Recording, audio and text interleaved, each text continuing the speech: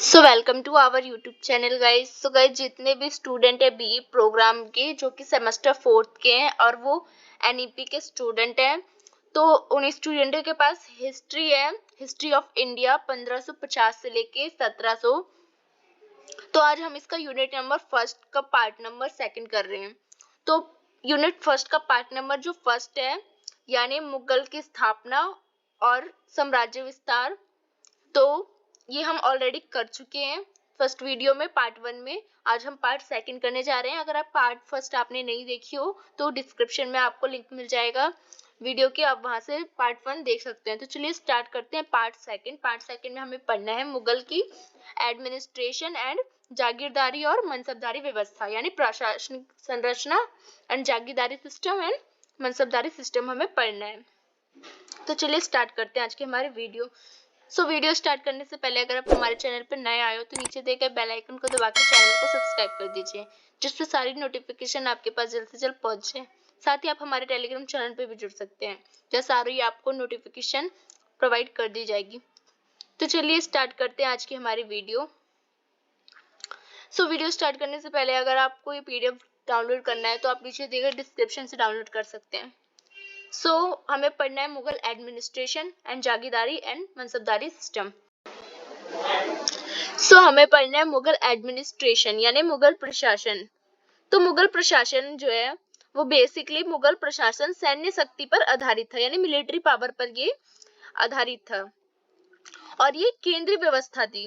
मतलब मुगल साम्राज्य जो है वो सेंट्रल पावर पे आधारित था। मतलब उसकी सारी पावर क्या होती थी, मुगल जो एम्पायर है उसकी सारी जो पावर्स होती थी वो जो सेंट्रल है उसके पास होती थी। यानी ये जितनी भी पावर होती थी वो बादशाह के हाथ में होती थी, क्योंकि बादशाह ही क्या होता था, सबसे बड़ा होता था, सर्वोच्च होता था, सुप्रीम। यहाँ पे केंद्रित व्यवस्था में यानी सेंट्रल पावर में जो सुप्रीम है वो बादशाह होता था।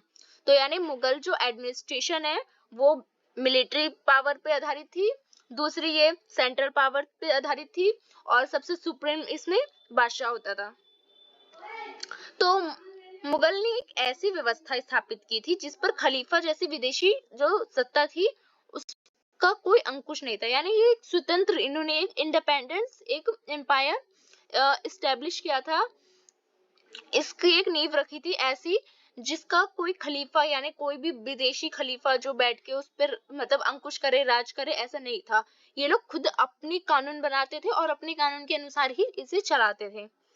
तो इनके जो मतलब मुगल एम्पायर के जो पूरे सुप्रीम थे वो खुद बादशाह थे यहीं के, जो मुगल थे। तो मुगलकालीन राजस्व के सिद्धांत की स्पष्ट व्याख्या हमें अबू फजल ने आईने अकबरी में की है। तो हमें मुगल जो हम एडमिनिस्ट्रेशन पढ़ रहे हैं यानी मुगल जो हम प्रशासन पढ़ रहे हैं, तो इसकी जानकारी हमें कहाँ से मिलती है? इसकी जानकारी हमें अबुल फजल जो है, अबुल फजल की जो एक पुस्तक है आईने अकबरी, हमें उससे मिलती है। तो मुगल बादशाह ही सेना का, न्यायालय का, सशस्त्र सेना का यानी संपूर्ण शक्ति बादशाह में ही निहित थी। यानी मुगल जो एम्पायर था उसकी सारी पावर, मतलब मिलिट्री की पावर भी और जैसे न्यायालय की पावर भी, जस्टिस भी राज क्या करता था, बादशाह करता था, सशस्त्र सेना की, मतलब संपूर्ण जो जितनी भी पावर होती थी स्टेट की, टैक्स कलेक्शन करना, जस्टिस करना, मिलिट्री पावर, रिलीजियस पावर, सारी पावर, टोटल पावर किस पे होती थी? बादशाह पे होती थी। क्यों? क्योंकि एक राजतंत्र था और ये इसमें केंद्रित व्यवस्था थी, यानी एक सेंट्रल पावर पे ये व्यवस्था टिकी हुई थी, इसलिए इसमें सबसे सुप्रीम यानी सबसे जो उच्च होता था वो बादशाह होता था। तो जानते हैं अब केंद्रीय प्रशासन जो है, तो केंद्र प्रशासन के 4 प्रमुख स्तंभ थे, यानी सेंट्रल पावर है उसके 4 जो है स्तंभ थे। अब देखते हैं क्या क्या थे। तो पहला था वजीर, यानी बादशाह के बाद सबसे बड़ा जो पद होता था वो किसका होता था? वो वजीर का होता था। तो सबसे बड़ी पोस्ट यानी जो बादशाह होता था उसके बाद सबसे बड़ी पोस्ट जो होती थी बादशाह के बाद वो वजीर की होती थी फर्स्ट नंबर पे केंद्र शासन में, सेंट्रल जो हमारी एडमिनिस्ट्रेशन होती थी उसमें। तो वजीर को हम प्रधानमंत्री भी कह सकते हैं, इसका काम प्रधानमंत्री की तरह होता था। तो ये राजा को सलाह भी देता था, यह राजस्व विभाग का तथा बादशाह का प्रधानमंत्री होता था। ये बादशाह का प्रधानमंत्री होता था, प्राइम मिनिस्टर होता था, और ये जो राजस्व विभाग होता है उसका मतलब जो टैक्स कलेक्शन करते हैं उसका क्या होता था, उसका सबसे उच्च पोस्ट का अधिकारी होता था। तो बादशाह की अनुपस्थिति में शासन के साधारण कार्यों को बादशाह की ओर से यही देखता था, वकील की तरह बिल्कुल। मतलब जब बादशाह नहीं होता था तो उसकी जगह पे, बादशाह की जगह पे, मतलब बिल्कुल बादशाह की तरह जितने जैसे सारे वो न्याय करता है, रिलीजियस देखता है, जितने भी काम बादशाह के पास रहते हैं वो सारे काम बादशाह की अनुपस्थिति में वजीर करता था। तो सेकंड है मीर बख्शी, केंद्र। तो जो बादशाह है, बादशाह के बाद हमारा आ जाता है वजीर। तो वजीर के बाद जो नेक्स्ट जो पोस्ट है वो आता है मीर बख्शी का। मीर बख्शी कौन होते थे? यह सैन्य प्रशासन की देखभाल करता था मीर बख्शी। जो मनसबदार होते थे उसका प्रधान मीर बख्शी होता था। सैनिक की भर्ती भी मीर बख्शी करता था और हथियारों तथा अनुशासन का प्रभावी होता था। यानी हथियारों देखता था कि हथियार के बारे में देखना वेखना भी इसका काम था, और एक डिसिप्लिन लाना अपनी जो सेना है उसमें डिसिप्लिन लाना, मतलब एक जैसे मेजर का काम होता है, जैसे आपने देखा मिलिट्री में होता है, वैसे ही मीर बख्शी का काम था। अब मीर बख्शी को एक तरफ से कह सकते हो जैसे कि हमारे रक्षा मंत्री हैं राजनाथ सिंह, उसकी तरह। तो बादशाह के बाद तीसरा जो सबसे बड़ा अधिकारी होता था वो होता था खाने श्यामा। तो खाने श्यामा कौन होता था? खाने श्यामा होता था राजमहल तथा कारखानों के अधिकारी होता था। ये क्या करता था? राजमहल को देखता था और जितने भी कारखाने होते थे जिसमें तैयार होते थे सारे औजार वगैरह, हथियार वगैरह, तो उन सब की देखभाल करता था, देखरेख करता था। उसका सबसे बड़ा अधिकारी होता था खाने श्यामा। चौथा है रुद्र उस सुदूर। तो ये भी केंद्र प्रशासन का सबसे बड़ा चौथा अधिकारी होता था, क्योंकि केंद्र प्रशासन के कुल 4 स्तंभ थे। तो मैंने आपको 4 स्तंभ बता दिए। तो ये रुद्र उस सुदूर जो है ये धार्मिक मामलों का अधिकारी होता था, यानी धर्म से रिलेटेड कार्य जो होते थे वो देखता था।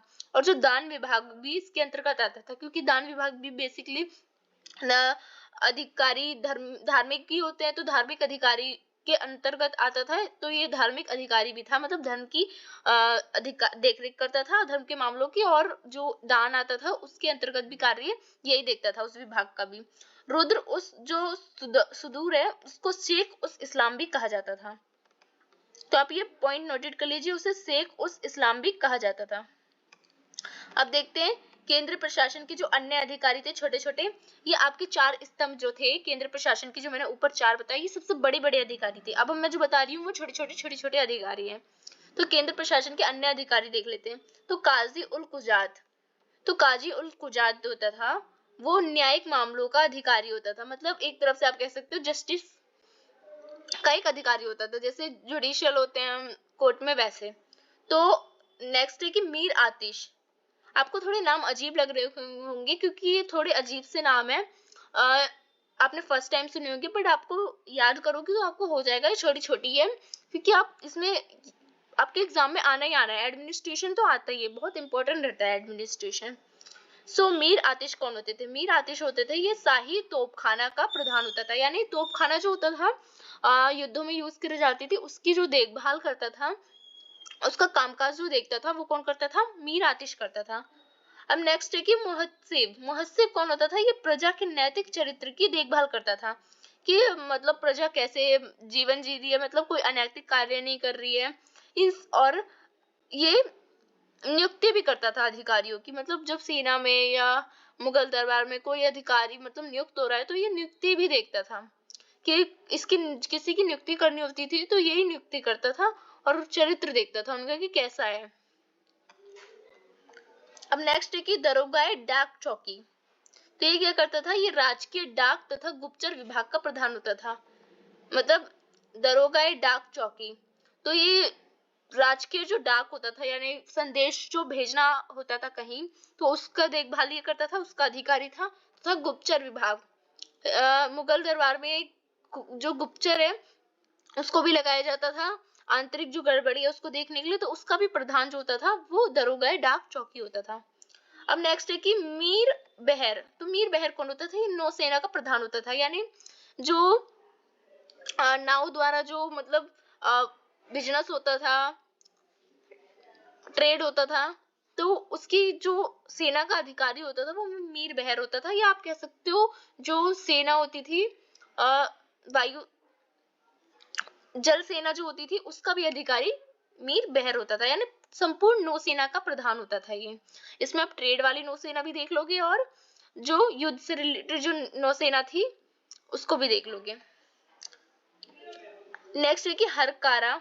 तो हरकारा कौन होता था? हरकारा होता था ये जासूस एवं संदेश वाहक दोनों का प्रधान होता था। ये एक तरह का जासूस होता था जो बादशाह को सारे एम्पायर की यानी सारे साम्राज्य की जानकारी पहुंचाता था राजा तक, और संदेश वाहक भी था, यानी एक साम्राज्य से दूसरे साम्राज्य तक कोई संदेश पहुंचाना होता था तो संदेश वाहक का काम भी हरकाशक करता था। तो हमने ये जो केंद्र प्रशासन थे वो हमने देख लिया, क्योंकि इसमें मेन केंद्र प्रशासन थी। अब हम प्रांतीय प्रशासन भी देख लेते हैं थोड़ा। तो प्रांतीय प्रशासन जानने से पहले आप ये जान लीजिए कि मुगल जो साम्राज्य है वो बेसिकली 4 भागों में बटा हुआ था। जो सबसे बड़ा था प्रांत में उसको कहते थे सूबो, जिसे प्रांत कहते थे। प्रांत को क्या कहते थे? सूबो। उसके बाद आते थे सूबो से नीचे जो होता था वो होता था सरकार। सरकार को हम जिला कहते थे। उसके नीचे आता था परगना। परगना को हम महल कहते थे। और उसके बाद आता है गांव। जैसे हमारे आज स्टेट होते हैं, देखा होगा, मान लो कोई स्टेट है, सूबो प्रांत क्या हो गया? कोई स्टेट हो गया। उसके बाद आज भी हम देखते हैं ना जिला होता है, उसके बाद हमारे स्टेट में बहुत सारे जिले होते हैं जहाँ के डीएम होते हैं। फिर उसके बाद परगना, उसके बाद जो मतलब महल परगना हो गया। जो गांव एक तरफ से जिले से जो छोटा होता था और गांव से जो बड़ा होता था उसको परगना कहते हैं। फिर सबसे छोटी इकाई होती थी उसकी गांव, जो कि एक ग्रामीण क्षेत्र तक मतलब बहुत छोटे स्तर पे होती थी। तो अब देखते प्रांतीय शासन 4 भागों में होता था, क्योंकि ये 4 क्या थी? ये 4 प्रांत, जिला, महल और गांव थे। तो अब देखते अकबर के समय सूबेदार होता था, जिसे सिपला सहार या नाजिम भी कहा जाता था। तो जो अकबर है उसके समय में सूबेदार होता था। सूबेदार को सिपला सहार भी कहा जाता था। तो दीवान सूबे प्रधान वित्त एवं राजस्व अधिकारी होता था। जो दीवान है, एक होता था दीवान। दीवान क्या होता था? जो सूबे है यानी जो प्रांत है, प्रांत का प्रधान कौन होता था? दीवान होता था। और ये राजस्व अधिकारी भी होता था। किसका? प्रांत का राजस्व अधिकारी। आप पूरा मुगल एम्पायर का नहीं कहोगे और ना ही नीचे का कहोगे, जैसे कि ना ही जिले का, ना ही आप महल का कहोगे, परगना का, ना ही आप गांव का कहोगे। प्रांत पे मतलब मान लो किसी स्टेट का ये दीवान था, यानी क्या था? प्रधान था और राजस्व वसूलता था, टैक्स वसूलता था। उसके बाद आता था बख्शी। बख्शी क्या करता था? बख्शी का कार्य होता था सूबे। सूबे क्या है? सूबे प्रांत यानी स्टेट। तो प्रांत का क्या होता था? सेना की देखभाल करने वाला होता था बख्शी। उसके बाद प्रांतीय रुद्र। तो ये क्या करता था? ये न्याय के साथ साथ प्रजा की नैतिकता, चरित्र एवं इस्लाम धर्म, कानून, इन सब की पालन कैसे हो रही है, इन सब की व्यवस्था देखता था। जैसे मैंने आपको केंद्र शासन में बताई कि दीवान, बख्शी और प्रांतीय जो रुद्र है उसका क्या काम होता था, वही काम इनका यहाँ पे भी होता था प्रांतीय शासन में, पर ये छोटे लेवल वाले थे। केंद्र शासन से थोड़े छोटे लेवल वाले थे ये। और हम आगे अगर पढ़ेंगे परगना का, जिला का, तो ये और छोटे लेवल पे होगा, पर नाम क्या होगा? नाम सेम ही होगा बेसिकली। उसके बाद होता था कोतवाल। कोतवाल का काम क्या होता था? ये सूबे यानी सूबे प्रांत में क्या करता था? राजधानी तथा बड़े बड़े नगरों में कानून एवं व्यवस्था का देखभाल करता था। ये कोतवाल से आप समझ रहे हो, पुलिस का काम करता था, तो प्रांत में ये कानून व्यवस्था कैसे पालन हो रहा है उसकी देखता था। उसके बाद आता है सरकार। सरकार को हम जिला कहते हैं। तो जिले का प्रशासन अब देखते हैं। तो इसमें जो प्रमुख अधिकारी होते थे वो फौजदार होता था, कोतवाल होता था, आमिल होता था और काजी होता था। ये 4 इसके प्रमुख अधिकारी होते थे। तो अब एक एक करके जानते हैं।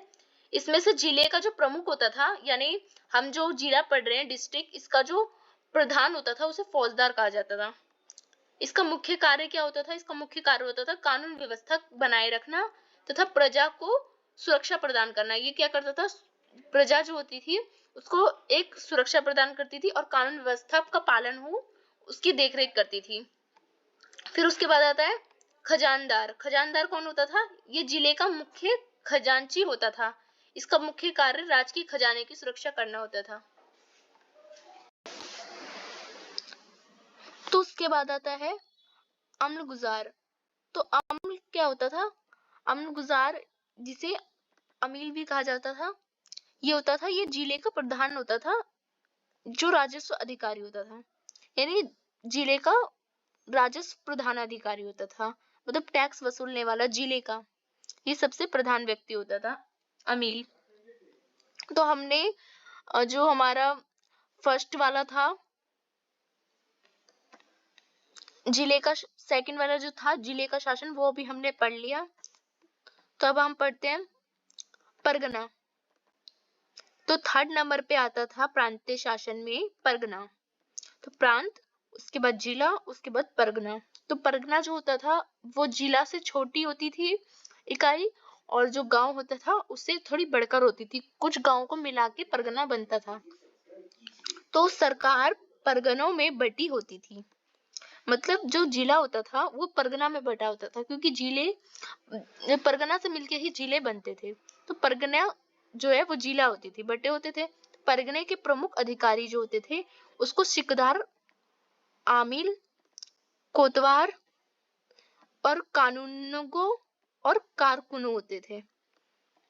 मतलब जो परगना था उसका मुख्य अधिकारी सिकदार, आमिल, फौजदार, कानूगो और कारकुन होते थे। ये सब इसके मुख्य अधिकारी होते थे जो अलग अलग कार्य करते थे। तो एक एक करके पढ़ते हैं सबको। तो सबसे प्रमुख जो होता था परगना का, वो होता था सिकदार। सिकदार का कार्य होता था, ये प्रधान होता था, ये व्यवस्था, शांति और राजस्व वसूलना इसका कार्य था। उसके बाद आता था आमिल। आमिल का कार्य वही था जो जिले में था, और जो प्रांत वाले हमने पढ़ा उसमें भी था, और जो केंद्र शासन में भी था। तो परगना का काम होता है प्रधान अधिकारी तथा किसानों से लगान वसूलना, इसका प्रमुख कार्य था। उसके बाद आता था फौजदार। फौजदार का कार्य होता था परगने का खजांची था, यानी खजाने, जो राजस्व, जो हमारा परगना था उसका जो राजस्व था वो क्या करता था? इकट्ठा करता था, जो राज के कोष में जाता था। राज के खजाना इकट्ठा करना होता था। इसका काम कहाँ से? इसका काम होता था परगना से, क्योंकि ये परगना का फौजदार है। उसके बाद था कानून नगो। कानून नगो का काम होता था परगने का पटवारी होता था। ये प्रधान होता था पटवारी का। ये लगान, भूमि और कृषि से संबंधित जो कागज होते थे उसको संभालता था। यानी कानून नंगों का काम होता था, बेसिकली आप नाम से जान लोगे कानून, यानी ये जो जितने भी कागज रिलेटेड काम होते थे, डॉक्यूमेंट्स होते थे, उन सब की क्या करता था? परगना के डॉक्यूमेंट्स की देखभाल करता था। उसके बाद आता था कारकुन। तो कारकुन का कार्य होता था परगना में जितने भी लिपिक का कार्य होता था, मतलब जितने भी लेखा जोड़ी का काम होता था, उन सब की देखता था, देखरेख करता था। ये इसके अंडर में ही वो काम होते थे। उसके बाद नेक्स्ट जो लास्ट शासन होता है, यानी प्रांतीय शासन की सबसे जो छोटी इकाई है, चौथी इकाई, वो होती थी ग्राम प्रशासन, जो सबसे छोटी इकाई थी। मुगल काल में ग्राम प्रशासन एक स्वयं संस्था थी, यानी स्व संचालित संस्था थी, जहाँ पे खुद का शासन होता था। जैसे आज भी ग्राम पंचायत में अपने गांव में देखा होगा पंचायती राज होते हैं, जहाँ पे खुद का ही शासन होता है, कुछ लोग मिलके आप एक मुखिया को चुनते हैं और उनका ही वहां पे कानून होता है। वैसे ही मुगल काल में भी था। तो प्रशासन का उत्तरदायित्व प्रत्यक्ष मुगल अधिकारी के अधीन नहीं होता था, यानी इसके जो अधिकारियों के अधीन ये कार्य नहीं होता था। ये प्रत्यक्ष कौन करता था? ये एक मतलब जनता के बीच, गांव के बीच क्या होता था, एक किसी को प्रमुख बनाया जाता था, और वही क्या होता था? ग्राम प्रधान होता था। तो इसका सबसे बड़ा अधिकारी को ग्राम प्रधान कहा जाता था। जैसे कि आज भी आपने मुखिया सुना होगा गाँव में। तो ये प्रमुख अधिकारी होता था गाँव का, जिसे खुद मुकद्दम और चौधरी कहा जाता था। तो आपने दिल्ली सल्तनत में भी पढ़ा होगा, खुद मुकद्दम और चौधरी जो होते थे ये गांव के, आज भी आपने सुना होगा गांव में होते हैं चौधरी, जो कि देखरेख करते हैं गांव की। तो इनका ये काम होता था। उसके बाद आते हैं गांव में वित्त, राजस्व और लगान से संबंधित अधिकारियों को पटवारी कहा जाता था। तो पटवारी कौन होते थे? पटवारी होते थे गांव में जितने भी मतलब टैक्स वसूलने का काम होता था, लगान वसूलने का काम होता था, इनके जो अधिकारी होते थे इनको ही पटवारी कहा जाता था। उसके बाद हम देखते हैं मुगलकालीन अर्थव्यवस्था। तो हमारी जो 4 इकाई थी प्रांतीय शासन की वो हमने पढ़ ली। अब हमें थोड़ा अर्थव्यवस्था भी पढ़ने की जरूरत है। तो मुगलकालीन अर्थव्यवस्था समझते हैं। तो मुगलकालीन जो अर्थव्यवस्था है, यानी मुगलकालीन अर्थव्यवस्था में साम्राज्य की आय का जो प्रमुख स्रोत होता था वो भू राजस्व था। यानी जो मुगल एम्पायर है उसको सबसे ज्यादा जो टैक्स आते थे, जो हमारे टैक्स आते थे वो लैंड टैक्स से आते थे, तो वो भू राजस्व से आते थे। मतलब उसकी जो इनकम का बेसिक मतलब सोर्स था, मेन सोर्स वो था लैंड टैक्स से आता था। तो मुगलकालीन समस्त भूमि को 3 भागों में बांटा गया था। तो लैंड टैक्स से आता था, मतलब सारे जो भू राजस्व है तो वो लैंड टैक्स से आता था। सारी आय यानी इनकम का जो मेन सोर्स था वो था लैंड। तो लैंड जो है उसको भी 3 भागों में डिवाइडेड किया गया था मुगलकालीन साम्राज्य में। तो देखते हैं कौन कौन सी भूमि थी। तो पहली थी खालसा भूमि, और दूसरी थी जागीर, और तीसरी थी मदेद माश। तो इन तीनों में जो मुगलकालीन भूमि थी उसको बांटा गया था। तो ये जो पहले हम पढ़ते हैं खालसा, तो खालसा एक ऐसी भूमि होती थी जिस पर प्रत्यक्ष रूप से बादशाह का अधीन होता था, यानी सेंट्रल के अधीन होती थी ये भूमि। मतलब इस पे पूरा अधिकार किसका होता था? सेंट्रल का। और इससे प्राप्त जो हमें आय होती थी मुगल को, वो राज्य जो शाही खजाना है उसमें जाती थी, राज्य कोष में जाती थी ये। तो ये मतलब इनकम का कह सकते हो मुगलकालीन जो इनकम था उसका मेन सोर्स लैंड से आता था, और लैंड में खालसा से उसका बहुत ज्यादा टैक्स आता था। उसके बाद आता है जागीर। तो जागीर ऐसी भूमि होती थी जो साम्राज्य की अधिकांश भूमि इसके अंतर्गत आती थी।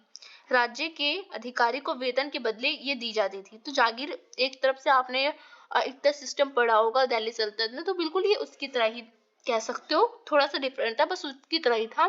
क्या होता था इसमें भी, जब कार्य करते थे कोई राज्य की, तो उसको उसके बदले में पैसे की जगह क्या करती थी? जागीर दी जाती थी। जागीर किसे कहते थे? भूमि को कहते थे।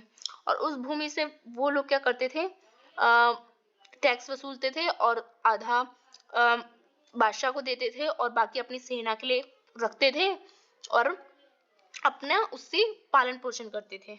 तो जागीर उसे ही कहा जाता है, जागीर वही भूमि होती थी। और सबसे ज्यादा जो टैक्स है वो जागीर भूमि से ही वसूला जाता था। यानी कह सकते हो मुगलकालीन सबसे ज्यादा अर्थव्यवस्था है वो जागीर भूमि से ही आती थी उसकी। उसके बाद आता था मदद ए माश। तो मदद ए माश को मिल्क भी कहा जाता था। ये एक ऐसी प्रकार की भूमि होती थी जो अनुदान में दी जाती थी, मतलब दान में दी जाती थी, और इससे कोई जो आय है और जो टैक्स है वो नहीं वसूला जाता था, क्योंकि ये दान में दी जाती थी। और दान भूमि का जो होता है, जैसे कि मंदिर के लिए, मस्जिद के लिए, स्कूल के लिए, किसी चीज के लिए दान में दियो या किसी गिफ्ट में दियो, तो उससे टैक्स नहीं वसूला जाता था। उसके बाद जानते हैं मुगल काल में राजस्व निर्धारण की 4 प्रणाली थी। तो मुगल काल में जो टैक्स है वो 4 तरह से वसूला जाता था। 4 तरह के थे। एक थी दहसला प्रणाली, दूसरी थी कानकूद, तीसरी थी बटाई या गल्ला बख्शी, और चौथी थी नक्श।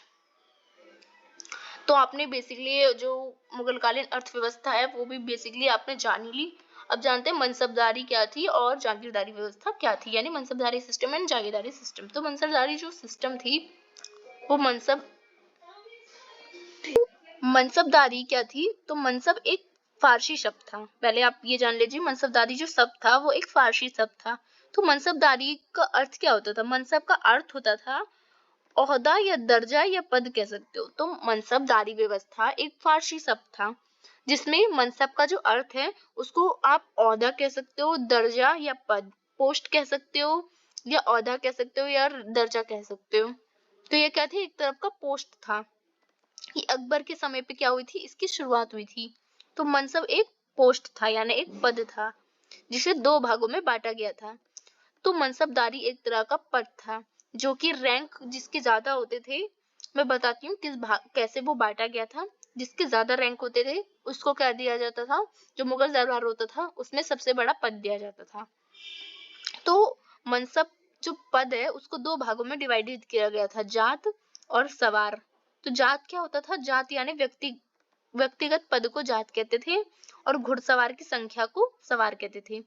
तो जितने भी व्यक्ति है उसके पास जितने भी मतलब जात है यानी व्यक्ति है, और जितने भी उसके पास घुड़सवार है तो उसको जोड़ा जाता था, और जिसके पास ज्यादा होती थी उसको सबसे बड़ा रैंक दिया जाता था यानी पद दिया जाता था मुगल दरबार में। तो मनसबदारी व्यवस्था का आरंभ जो है वो 1575 में हुआ था और इसे अकबर ने शुरू किया था। तो अकबर काल में सबसे छोटा जो मनसब होता था वो 10 का होता था और सबसे बड़ा जो मनसब होता था वो 10,000 का होता था। यानी जिसके पास 10,000 घोड़े होते थे वो सबसे बड़ा उसका रैंक होता था, मतलब सबसे उच्च रैंक में वो आता था। और जो छोटा रैंक होता था वो होता था 10 घोड़े वाले का सबसे छोटा रैंक होता था, और उससे नीचे घोड़े वालों का कोई रैंक नहीं होता था, यानी उसका कोई पद नहीं होता था, वो मनसबदार नहीं कहलाते थे। तो ऐसा प्रतीत होता है कि अकबर को इस व्यवस्था की प्रेरणा खलीफा अब्बास सईद द्वारा प्रारंभ की गई थी। मतलब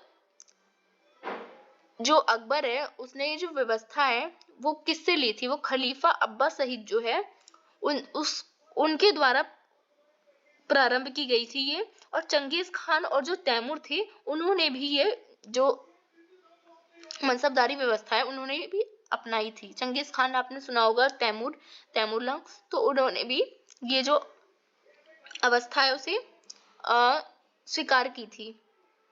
तो तैमूर चंगेज खान तो आप जानते हो मंगोल में चंगेज खान का जो मंगोल का जो राजा था जिससे चंगेज खान का ही वंशज मतलब माना जाता है मुगलों को भी।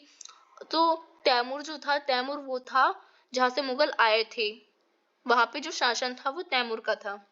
तो इन दोनों ने भी मनसबदारी व्यवस्था अपना रखी थी, तो इसी से प्रेरित होकर अकबर ने भी अपनाई थी, अब्बास सईद से प्रेरित होके। तो बर्नी ने लिखा है कि 10 घुड़सवार जिसके पास होते थे उसे सेना नायक या सरतेल कहा जाता था, और जिसके पास 100 घुड़सवार होते थे उसे सिपलाहार कहा जाता था, जिसके पास 1000 घुड़सवार होते थे उसे आमिर कहा जाता था, जिसके पास 10,000 होते थे उसे मालिक कहा जाता था, और जिसके पास 1,00,000 घुड़सवार होते थे उसे खान कहा जाता था। तो जो पद है वो आप देख सकते हो कि ये पद है, मतलब जिसके पास जितने घोड़े होते थे उसको वो उपाधि दी जाती थी। तो इस प्रकार से स्पष्ट होता है कि मनसबदारी व्यवस्था अकबर के पूर्वी भारत में विद्यमान थी। यानी हमें इससे ये पता लगता है कि अकबर ने ही ये स्टार्ट तो की है भारत में, पर पहले भी ये व्यवस्था थी, यानी तैमूर चंगेज खान इन सब ने अपना रखी थी। ये हमें पता लग जाता है बर्नी की पुस्तक से। और आईने अकबरी में इसके बारे में हमें पता चलता है कि इसे अकबर ने भी स्टार्ट की थी भारत में।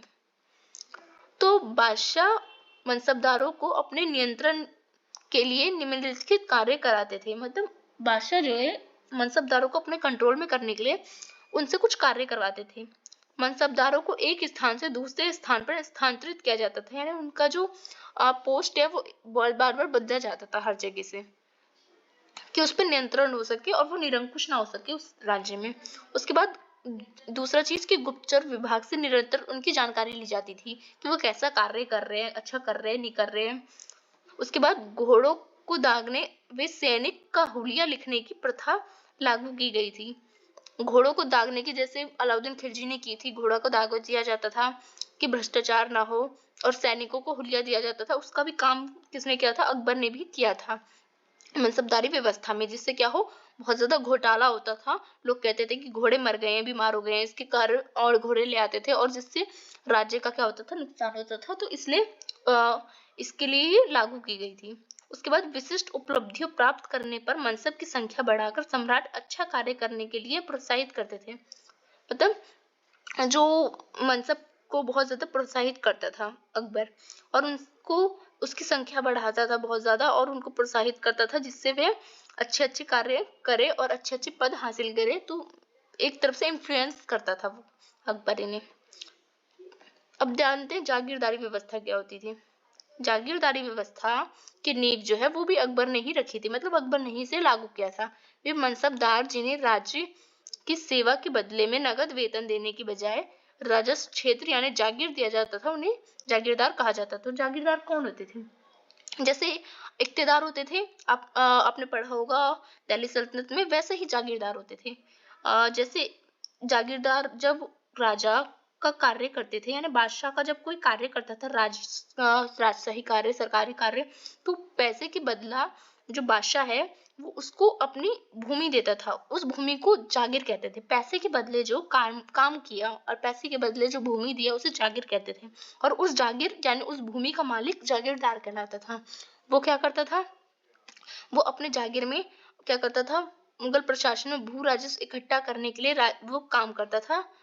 वो क्या करता था? अपने राज्य में भू राजस्व इकट्ठा करता था और आधा पैसा राजा को देता था, आधा अपने पास रखता था और आधा सैनिकों में खर्च करता था। तो मुगल प्रशासन में भू राजस्व इकट्ठा करने के लिए भी 3 प्रकार के भागों में इसे बांटा गया है। टैक्स कैसे कैसे वसूला जाएगा? तो पहला टैक्स खालसा होता था, दूसरा जागीर टैक्स होता था, तीसरा इनाम होता था। यानी खालसा जो होती थी वो, ये तीनों क्या होती थी? ये तीनों भूमि, एक तरफ से लैंड टैक्स था, क्योंकि पूरी मुगल कालीन जो अर्थव्यवस्था है वो लैंड टैक्स पे ही यानी भू राजस्व पे ही निर्धारित थी ज्यादातर। मतलब भू राजस्व इकट्ठा करके ही उनका जीवन चल रहा था। सबसे पहला होता है खालसा। तो खालसा एक ऐसी भूमि होती है जो कि जो राजा होता था यानी बादशाह होता था उसके अधीन होती थी और इस पर नियंत्रण राजा का होता था पूर्ण तरह से। तो इससे जो टैक्स वसूला जाता था वो राजशाही खजाने में जाता था। उसके बाद आती थी दूसरी भूमि जागीर, जिसे जागीरदारी भूमि कहा जाता था, जो सेना मतलब कोई भी सरकारी कार्य करता था उसके बदले उसे पैसे की जगह भूमि दे देते थे और वो क्या करते थे? वो भूमि के मालिक हो जाते थे जागीरदार। उसके बाद वे अपनी भूमि से जो एग्रीकल्चर वाले होते थे वो जितना भी मतलब जिस भूमि पर रह रहे हैं उससे टैक्स वसूल करके वो आधा राजा को दे देते थे, आधा अपने पास रख लेते थे, आधा सेना को दे देते थे, बिल्कुल एकता प्रणाली की तरह। तो ये मनसबदारों को सरकारी सेवा के बदले दी जाती थी, उसे जागीर भूमि कहते हैं। उसके बाद इनाम। इनाम एक ऐसी भूमि होती थी जिसे मदेमाश भी कहा जाता है। ये क्या होती थी? दान में भूमि दी जाती थी और इस पे कोई भी टैक्स नहीं लगाया जाता था। किसी को गिफ्ट में या मस्जिद के लिए या मंदिर के लिए किसी भी कार्य के लिए दान में जो भूमि देता था राजा, उसे इनाम कहा जाता था। उसके बाद जानते हैं कि जागीरदारों को अपना खर्च तथा सेना के रखरखाव के लिए दी जाने वाली जागीर कई श्रेणियों में विभाजित थी। मतलब जागीर भी बहुत तरह में विभाजन की गई थी।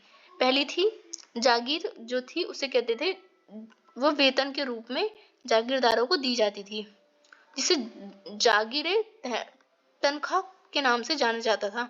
जब कोई सरकारी कार्य कर रहा होता है, मान लो आप कोई सरकारी कार्य कर रहे हो, ठीक है, आप सरकारी नौकरी कर रहे हो, उसके बदले आपको वेतन ना दिया जा रहा हो, उसके बदले आपको एक भूमि दे दी हो, बहुत बड़ी भूमि। अब उस पे आप खेती, अब जो छोटे छोटे लोग हैं किसान है उनसे खेती करवाओ, लैंड मतलब टैक्स वसूल करो और क्या करो? आधा सरकार को दे दो, आधा अपने पास रखो और आधा जो है सेना में लगाओ। तो ऐसे वाले कार्य को जो करते थे उन्हें जागीर कहा जाता था, जो कि जागीरे तनख्वाह के नाम से जाना जाता था। उसके बाद आता था मशरूत जागीर। तो मशरूत जागीर क्या होता था? यदि किसी व्यक्ति को सशर्त कोई जागीर प्रदान की जाती थी, मतलब कोई शर्त पे कि आप मतलब किसी भी शर्त पे किसी को कोई जागीर यानी कोई भूमि दी जाती थी, तो उसे मशरूत जागीर के नाम से जाना जाता था। किसी कोई भी शर्त हो सकता है कि आप इतने दिन में ये पैसे लौटा दिए, या किसी भी शर्त लगाई हो कि आप, और उस शर्त पे आपको ये दे दिया, यानी आप कह सकते हो ब्याज पे, किसी भी चीज पे शर्त लगा के अगर कोई भूमि ली गई होगी तो उसे मशरूत जागीर कहा जाता था। उसके बाद था इनाम जागीर। इनाम जागीर वह भूमि होती थी जो बेसिकली दान में दी जाती थी। उसके बाद आती थी वतन जागीर। वतन जागीर वह भूमि होती थी जो स्थानीय स्वतंत्र शासक और जमींदारों के अपने ही क्षेत्र में प्रदान की जाती थी। यानी वतन जागीर जो होती थी वो एक स्वतंत्र जागीर होती थी, यानी स्वतंत्र भूमि होती थी जिस पर नियंत्रण है वो स्थानीय लोगों का होता था।